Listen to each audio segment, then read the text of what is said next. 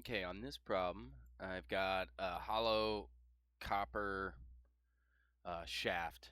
Okay, again, it's fixed free. Has an eccentric load of 5 kilonewtons. Okay, I want to find the maximum stress and the maximum deflection. Now, before I get into the secant formulas, in order to solve that, I'm going to calculate a few values, namely the radius of gyration, which I'm going to need for those formulas. Okay, and in order to get the radius of gyration, I first have to find the area and the moment of inertia. So just bear with me while I go through all these. So my area of this guy is going to be pi r squared outer minus inner, right? So outer squared minus inner squared. And that area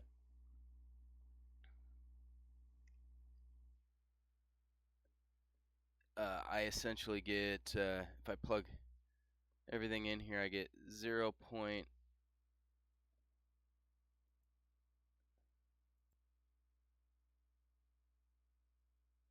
0.0005 pi.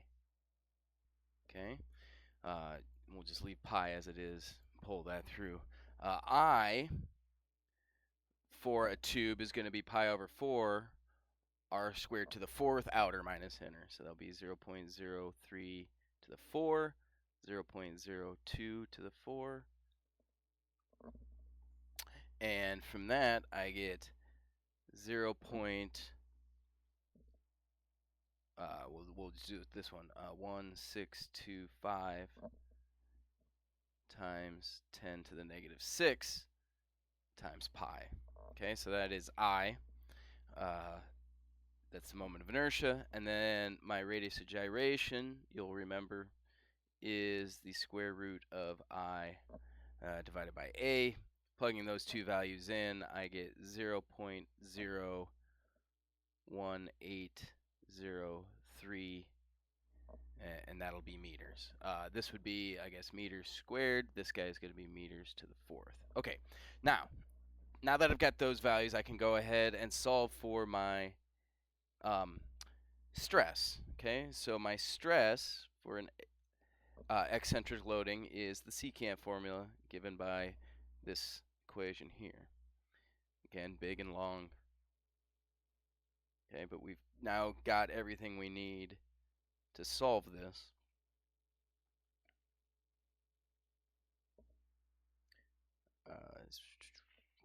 Square root E A P.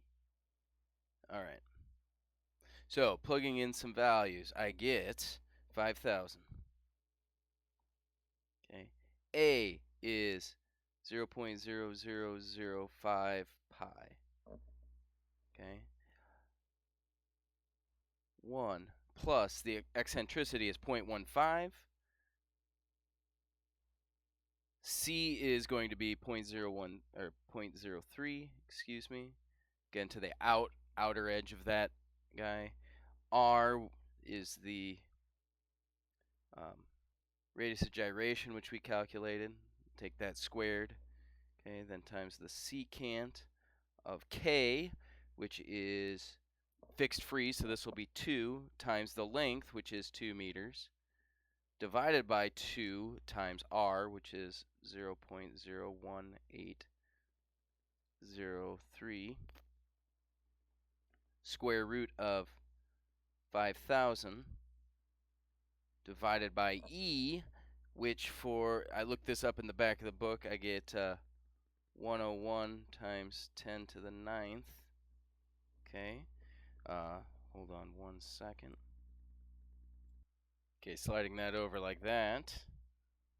Okay, so that is E. Look that up for the C83400 copper alloy.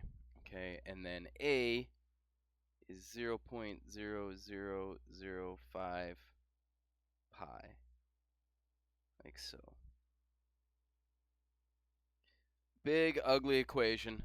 Remember to use radians, okay, on your calculator. So when you do that secant, everything's done in radians. Okay. When I do all of that, I calculate my maximum stress to be 57.4 megapascals. Okay, so given that load, that 5,000 Newton force at 150 millimeters off the center, I get a stress of 57.4. Again, what that's taking into account is that compression as well as the bending that is causing that stress. Now, let's figure out the maximum deflection. Vmax is given by the equation the eccentricity times the secant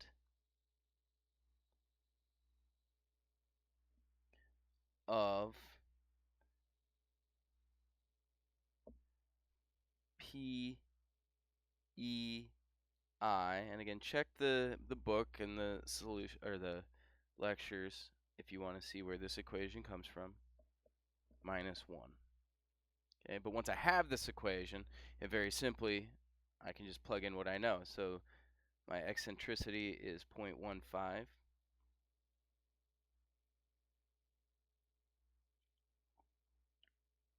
And then P is 5,000. E is 101 times 10 to the 9th.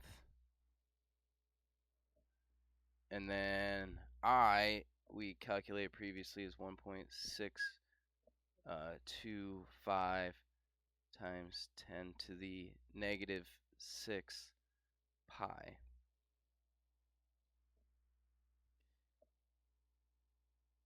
Okay, K is 2, L is 2, divided by 2, minus 1. Oops. Okay, plugging in all of that answer right there, I get, again, remembering to use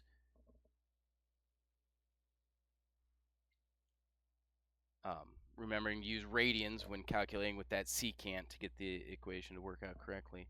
I get 34.7 meters. So that eccentric load causes a deflection that'll be at the end point, the maximum deflection at the end point of 34.7 millimeters. It also creates a stress of 57.4 megapascals. Okay, and we find that from that eccentricity using the secant formulas that were developed earlier.